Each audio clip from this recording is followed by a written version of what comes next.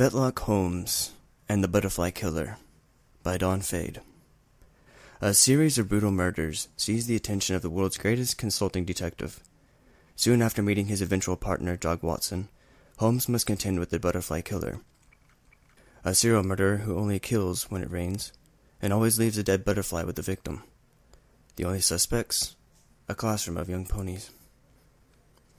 Act 1. 5 columns, 5 rows, 25 desks, all facing in the same direction, all occupied by fillies and colts, except for one. In the front row, 3 desks from the left, a vacant chair was neatly pushed beneath the clean desk.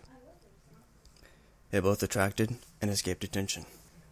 As the odd one out, eyes would flicker to it for a moment before moving away, never given a second thought. Only when the teacher was forced to acknowledge it did the little ponies all truly look toward the empty space. "Does any pony know where Whippy is?" she asked, bringing the murmurs of conversation to a halt.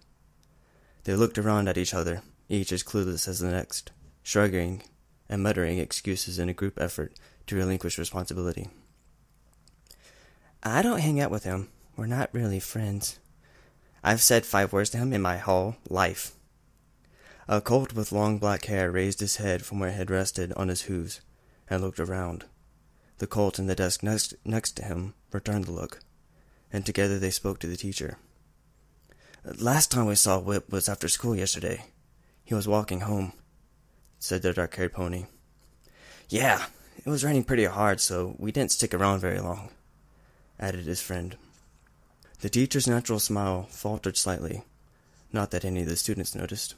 Only the slightest tremble in the wrinkles at the corners of her mouth gave any indication that something might be wrong. A brightly lit office room. White fluorescent bulbs covered everything in a sickly pale glow. Even the strong wooden desk that dominated the center seemed to absorb the uncaring light. The window behind the desk was streaked in the aftermath of heavy rain. Phones rang in the background, neighboring offices and hallways always busy, never sleeping. Even the tears that splashed against the floor were simply another part of the atmosphere. "I'm sorry, Miss Lash, but it's important that I have as much information as possible," said the sign behind the desk. He wore an office coat and was well built, but his eyes were soft and his words comforting. "I know," sniffed the mayor. "I'm sorry. Please continue." He pushed forward a box of tissues with one hoof and pulled a sheet of paper towards himself with the other. Picking up a pen with his teeth with practiced ease, he prepared to write.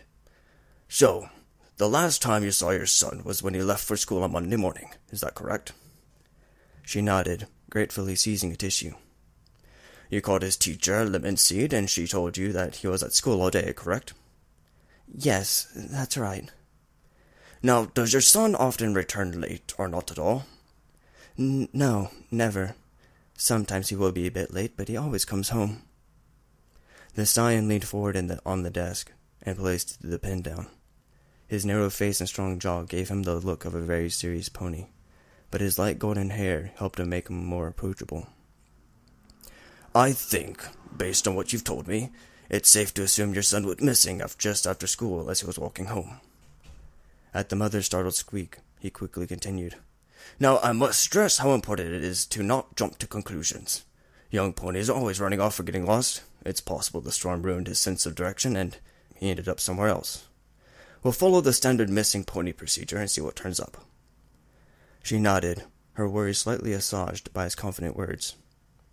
She held out a hoof, and he took it quickly. "Thank you, Detective.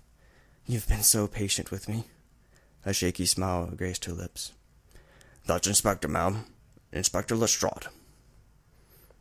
A dark alley, framed by tall buildings. Wet shadows slithered along the ground, trying to venture out into the bright street. An old mare shuffled down the footpath to the mouth of the alley. Her broom held in wispy gray magic. Puffs of dust and dirt arose as she swept. Little round glasses were perched upon her nose, and she squinted in the morning light. Every now and then, a carriage would rumble past, and she would raise a hoof in greeting. Sometimes the ponies waved back, other times they didn't. She didn't mind, though. A busy pony is a good pony. The dirt she had gathered was slowly swept toward the alley. Carefully avoiding a puddle so she didn't splash her knitted sweater, the mare pushed her load further into the alley. A cool feeling trickled down her spine as the shadows overtook her. This place always unnerved her in the morning, before the sun was high enough to vanquish the dark gap beside her house. But she was old and experienced in dealing with the terrors that darkness brought, namely, nothing. So she whistled as she swept and walked further down the narrow path, stepping around large garbage bins and discarded trash that had been there for as long as she had. The first sense to realize something was wrong was smell.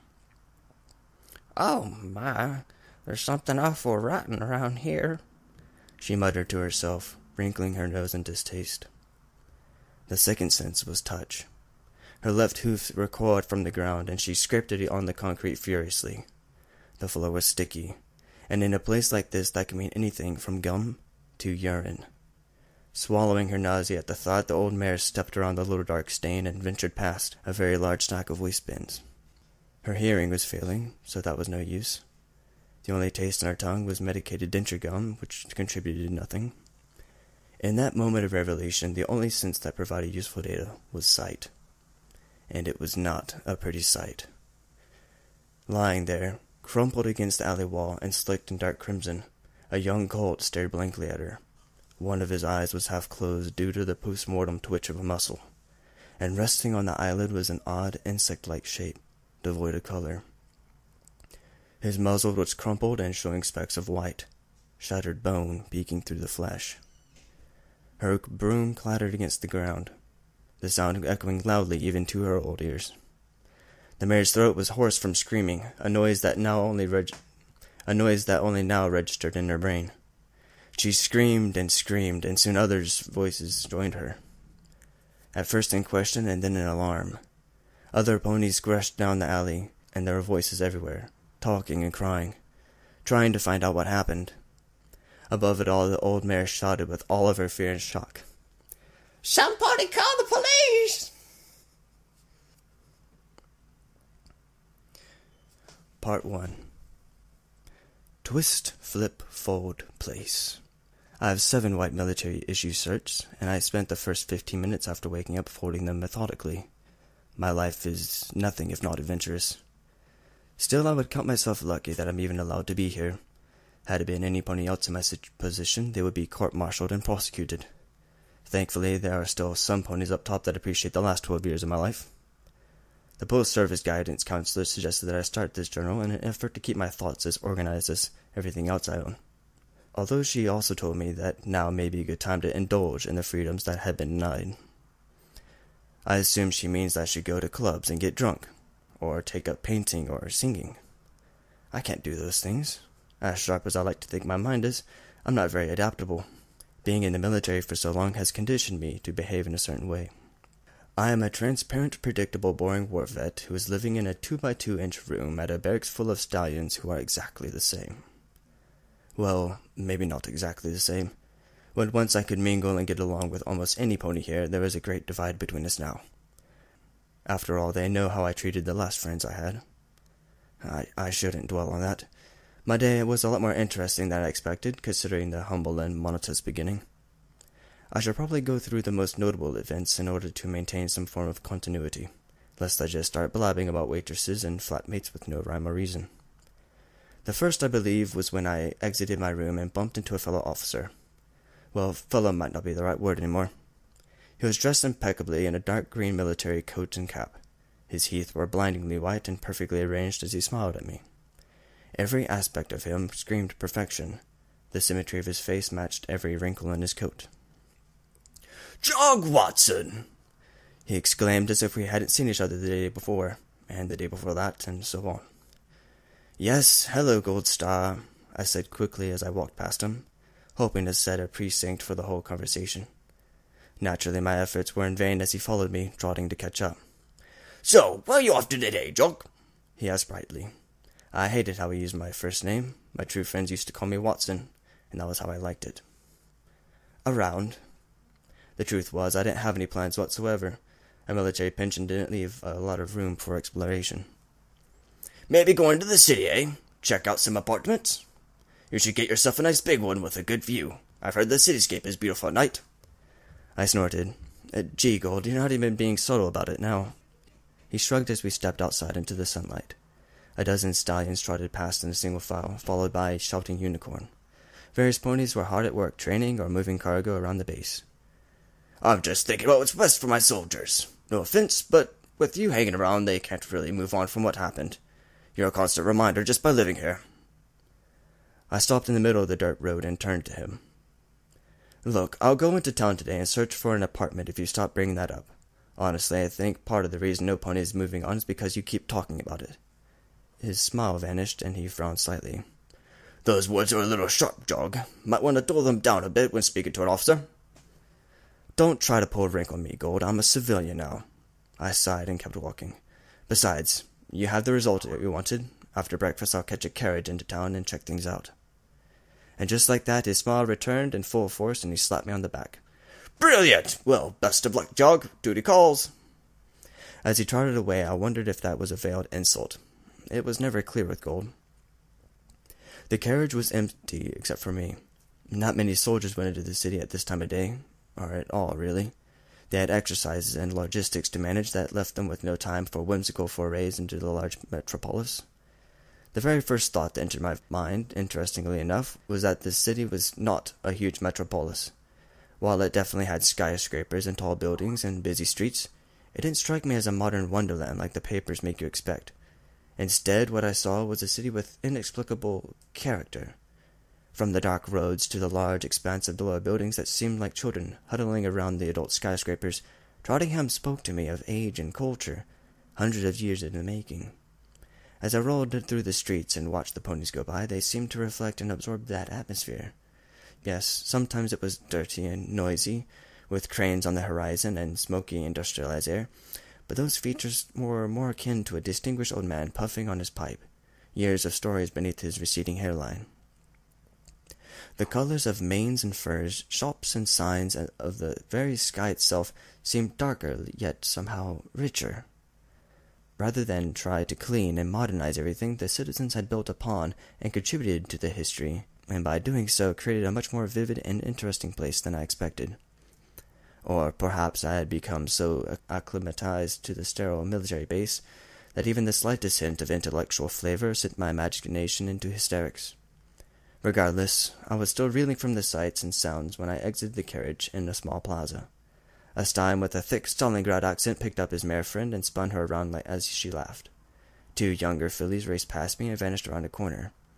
Old and frail, a stallion with a walking stick slowly crossed the plaza, trudging through the puddles without a second thought. It was at that point that I realized I had no idea where to go. Rather than swallow my pride and ask some pony where I was, I entered a diner adjacent to the busy court. A friendly little place with red stools and seats. I slipped into a booth and idly flicked through the menu. The waitress soon approached me, a friendly pink-maned mare. Unlike Gold, her smile was warm and genuine. "What can I get you, sir?" The Trottingham accent was absent from her voice. "Oh, Watson," I said quickly. "Just call me Watson." She chuckled and I flushed with embarrassment. Why would she care what my name was? I was just a customer. Her face was still friendly and expectant, though, so I glanced at the menu and said the first thing I saw. "A daisy and daffodil sandwich, please." "Sure thing, Watson." Even though I was still staring intently at the menu to avoid eye contact, I could still hear the amusement in her voice. A minute later, she placed the plate down in front of me, and I thanked her. To my surprise, rather than leaving me alone, she slipped into the booth and sat opposite me. I took a bite out of the sandwich and looked out the window to avoid her eyes once again. "You don't belong here," she said thoughtfully. I glanced at her, and she was also staring through the glass with a little smile on her lips. "Sorry?" I asked, not sure if I heard her correctly. "I saw you as soon as you got off that carriage. Your eyes were big as saucers. Tell me, Watson, have you ever been to a city before?" I chewed and swallowed to buy some time. "Well, yes, but none like this?" Her purple eyes flicked to me once again. "Yeah." "You've got good eyes, Watson. Most ponies who come here see exactly what they expect to see and nothing more." The waitress leaned on the table, and I subconsciously moved forward as well. "I think you see the city for what it truly is." As enthralled as I was by this mare, I couldn't help asking, "Do you ask every customer these things?" She looked a bit abashed as she fiddled with a loose strand of hair. "I'm sorry. I always do this. You just want to have lunch in peace." I stood up to stop her, leaving so quickly that the table shuddered. "No, it's fine. Please, continue. I am very interested." With a smile, she sat back down. "So why don't I belong here?" I prompted. "Because you see the truth where others see falsehood. That makes you a rare kind of pony in this city." "But you see it too. Does that mean you don't belong here either?" She laughed, a light musical sound that brought a smile to my face. "Trottingham is in my blood. I can't imagine living anywhere else. No, I definitely belong here. I only see like you because some pony pointed everything out to me." The waitress leaned forward again, lowering her voice. "How the shadows below the cityscape are sometimes darker than the night itself. How each and every face of each and every pony has a faint warm glow in it if you look close enough." She returned to her relaxed posture. But I didn't realize those things on my own. You did, and therefore you do not belong." I felt slightly out of breath after hearing her speak. If it had been any pony else at any other time in any other place, I would have dismissed her words as silly philosophical gibberish. But she was right. I had seen exactly what she had described. "Your friend sounds like a smart pony." "My friend?" She raised an eyebrow. "The pony who told you how to see the city," I explained. She laughed again. I wouldn't call him a friend. He doesn't have any friends." "Oh."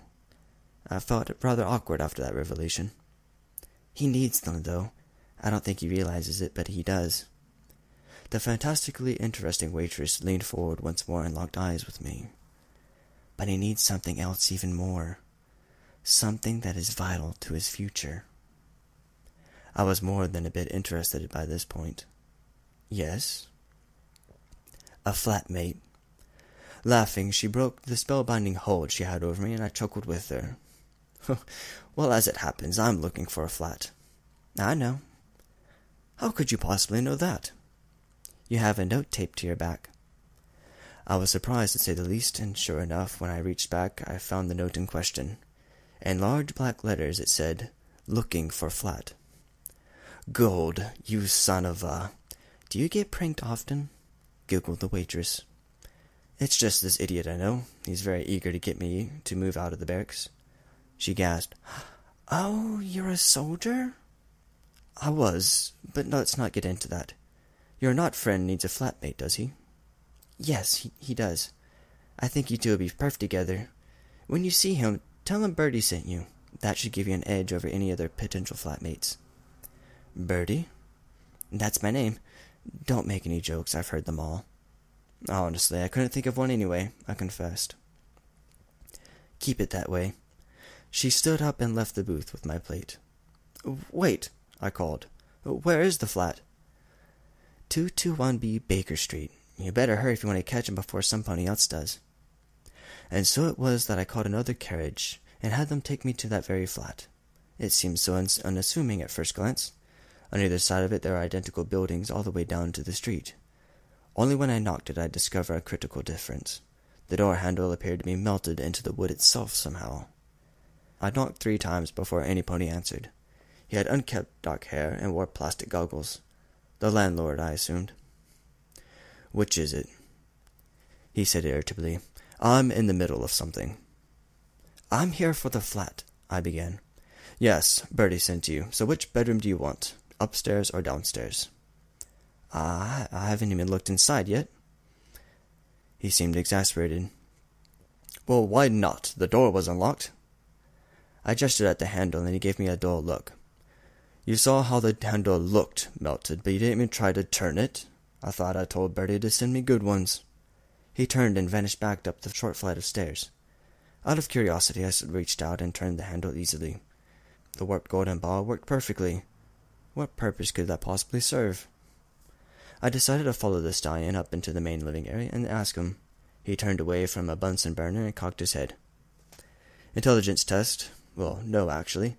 More of a curiosity test. Curious ponies are the most interesting ones, the kinds who touch the bowl even if they are told it's hot."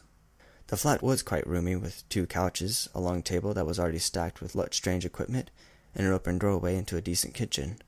Another room was closed that I assumed was the downstairs bedroom. "That sounds like stupidity to me," I said frankly. "It's like ignoring an electric fence sign and then trying to climb one." He turned off the burner and dove onto a couch with surprising agility. "And so we see how the difference between the two depends entirely on the stakes." Resting his head on one hoof, he looked at me over appraisingly. Now that was an intelligence test. A grin broke his mouth suddenly and violently, like a lion baring his teeth. Everything about this stallion was lightning fast, his movements, his thoughts, his speech. I briefly wondered if the rest of the world moved in slow motion to him. I casually trotted through the flat to inspect it closely. "How did you know that Birdie sent me?" He curled up in a childlike way, laying his head on the armrest. It forced me to notice how slender he was, with an almost feminine physique. I write that now and it doesn't seem quite right. He was very clearly male, as in there is no possibility of mistaking him for a mare. It's just that some of his characteristics were softer than the average stallion. From his rather obsessive nature, I would assume that it is due to a strict, rigorous hygiene routine. "She's the only pony I told," he said simply. Those words seemed to create an intelligent contrast to his previous, rather insightful statements. In a moment I could see he was both a stallion of great aptitude and greater irregularity. I confess, he fascinated me. "I like the flat." "You still haven't given me an answer." "What answer?" He reached up and traced a circle in the air with his hoof. "Upstairs or down?" I leaned against the kitchen doorway. "You're so confident I'm going to take it. I actually have several places in mind that—" "Lying." "What?" I heard him perfectly. My response was reflex. "You're lying. A military pension doesn't leave many choices, especially in Trottingham. Not to mention, if you had other places in mind, you wouldn't be taking advice from a random amateur philosopher who works in a diner." "Now how could you possibly know that I'm on a military pension?" He shuffled around the couch and let his head hang off the front, looking at me upside down. It was a rather ridiculous sight. "Look at yourself, your hair, your eyes, the way you clench your jaw. Even as you lean against that doorway, I can see the rigid lines of habit in your posture. The way you walked in here and looked around, each step methodical and purposeful. You couldn't look more militaristic if you were wearing camouflage. As for your pension, well, if you were on leave, then you would be looking for a permanent place." "All right, well done. You've picked me apart. I still know nothing about you, though." Rolling over and stepping off the couch, my soon-to-be flatmate stepped closer. "Very well. Observe me, and all the answers should reveal themselves." I found myself complying with his absurd request. It was as I scanned his body closely that I noticed his cutie mark. A magnifying glass. His gray fur had a dark patch where the lens was, giving the illusion of depth. "There is only so much that can be deduced from staring at my flank," he said conversationally. I quickly moved on and looked lower, tracing his slim hind legs.